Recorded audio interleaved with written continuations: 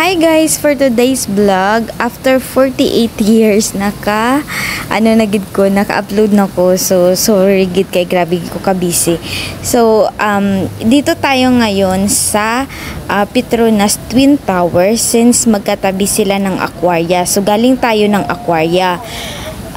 Bali, ano pa ito siya guys, maaga pa ito siya. So, magantay tayo dito until 6 or 7 p.m. para sa lightening ng Twin Tower. So, maliban sa Twin Tower, bakit ba ginadagsa talaga ito siya na lugar? Kasi, hindi lang Twin Tower ang ginapunta ng mga tao or mga turista. Yung isa sa pinakamaganda paggabi dito sa tabi ng Petronas Tower, ang kanilang dancing fountain na parang hindi lang siya fountain, parang nanonood ka din ng fireworks. Super niya kaganda guys, mamaya makikita niyo. And finally, sa tagal-tagal na oras na tinambay namin para masaksihan itong light ng Twin Tower, finally nandito na siya. So gaya ng sinabi ko guys, yung maaga pa lang nga, wala ka ng space para sa pagpa-picture sa dami ng tao. How much more paggabi. Kaya, after ng konting picture lang, dito na kami nagpunta sa dancing fountain nila. So, bali itong dancing fountain nila guys is magsa-start siya ng 8 to 8:30 ang antayin mo.